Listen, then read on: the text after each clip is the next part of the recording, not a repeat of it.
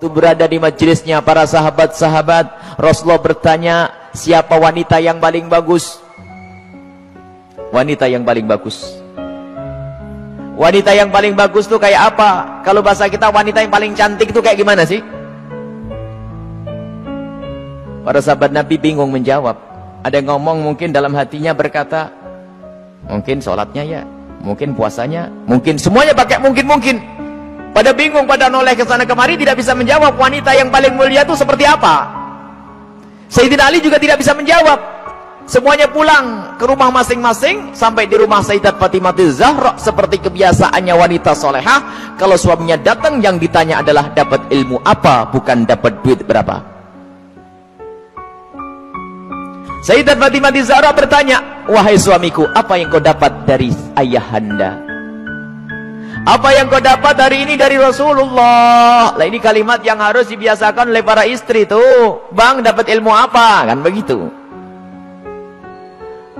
Sayyidina Ali menjawab, kami dapat banyak, cuman kami juga dapat pertanyaan yang kami semua tidak bisa menjawab. Pertanyaan apa?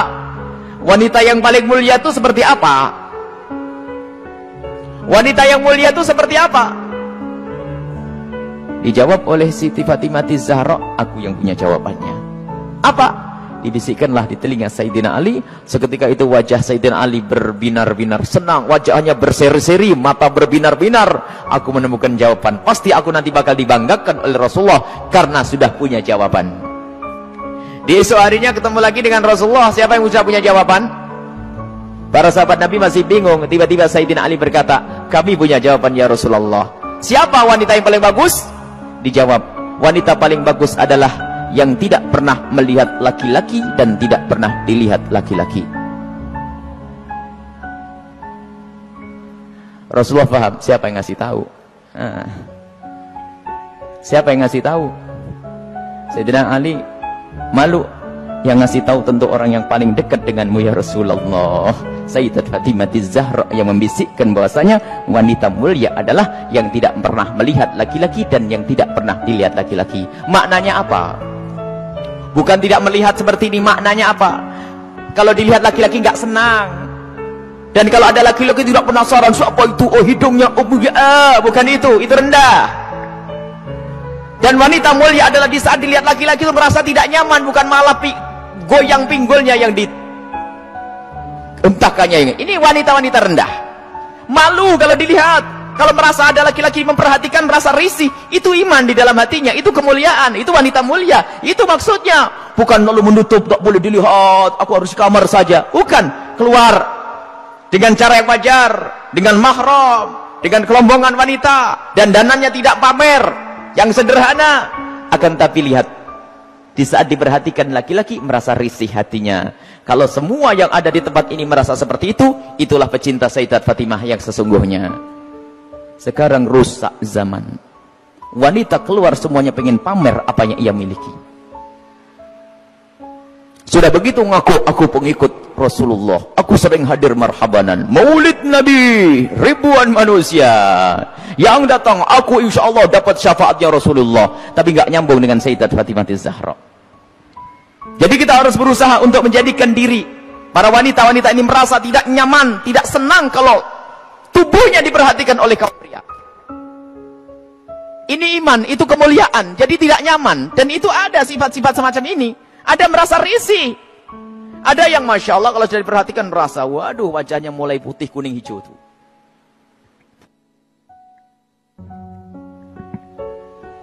Ada kalau sudah diperhatikan laki-laki berubah semuanya. Mulai cara berjalannya, mulai cara ininya Masya Allah. Sampai cara ngomongnya di model-model. Pasti itu wanita yang tidak pernah kenal Sayyidat Fatimah Zahra. Dan ini maksudnya tidak melihat dan tidak dilihat itu adalah menjauhkan hari hatinya, rasa senang pamer dan dananya.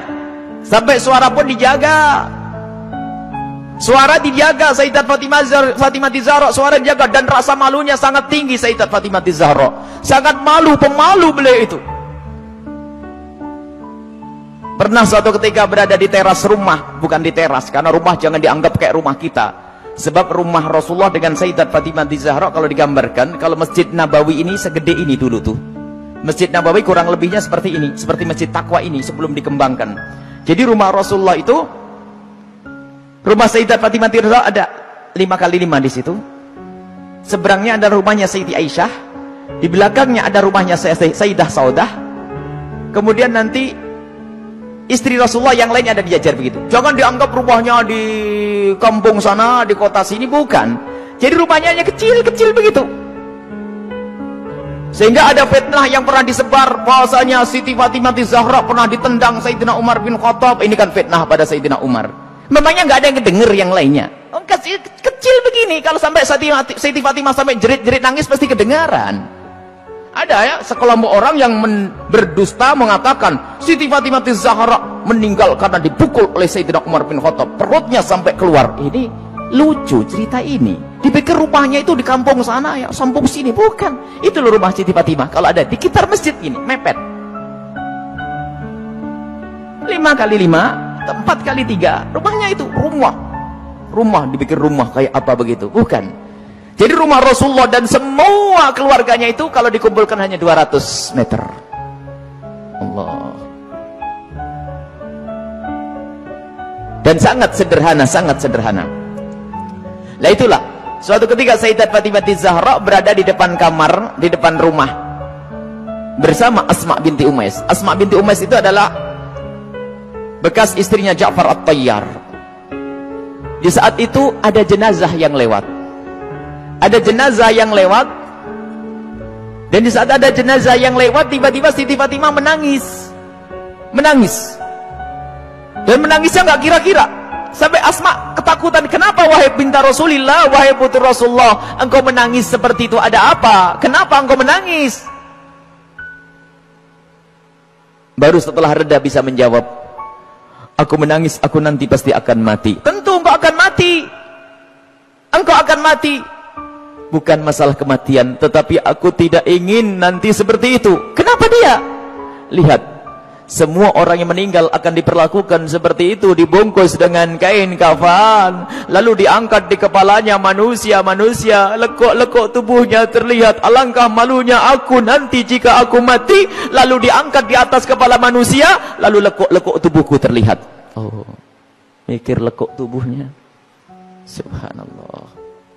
Setelah mati itu yang digambarkan, bukan waktu hidup. Ini ngaku pecinta Fatimah Zahra, ngaku pecinta Sayyidat Fatimah Zahra, tidak pernah merasa risih lekuk tubuhnya dilihat orang. Jadi Siti Fatimah Zahra itu merasa malu kalau nanti dilihat setelah meninggal. Lalu Asma bercerita, wahai Fatimah, waktu aku di Habasyah, aku melihat ada orang itu, kalau ada orang meninggal, itu dibuatkan satu kotak. Kemudian mayat dimasukkan ke dalam kotak, kemudian ditutup pelepah korma, sehingga tidak kelihatan itu. Kalau bahasa kita, keranda. Mendengar jawaban seperti itu, Sayyidat Fatimah Zahra sangat senang dan menyambut dengan kegembiraan Asma. Aku berwasiat, kalau aku mati nanti, tolong dibuatkan aku seperti itu. Dan akhirnya setelah Sayyidat Fatimah Zahra meninggal, Asma sendiri yang membuat untuk Sayyidat Fatimah Zahra. Dan inilah di dalam sejarah disebutkan bahwa pertama kali orang pakai keranda di dalam Islam adalah Sayyidat Fatimah Zahra. Bukan masalah pertamanya, tapi kita harus tahu maksudnya apa. Ini loh yang penting. Maksudnya adalah menjaga kehormatan. Padahal juga nggak apa-apa orang mati, kelihat auratnya pun tidak dosa.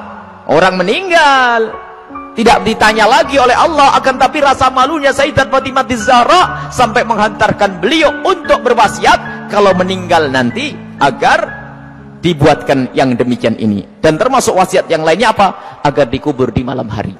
Tidak ingin, masih ingin, takut kalau dilihat oleh orang. Inilah Sayyidat Fatimah Zahra. Jadi rasa malunya luar biasa. Dan ini pendidikan dari Rasulullah SAW. Memang kita harus banyak mencontoh beliau. Rasa malu ini mahal. Kalau sudah malu ini dicabut dari seseorang, maka semuanya akan dilakukan dari keharaman. Rasa malu ini kemuliaan, malu yang sesungguhnya. Malu kepada Allah, malu kita melakukan kemaksiatan. Dan malunya seorang wanita itu adalah kemuliaan. Siti Fatimah adalah suri toladannya.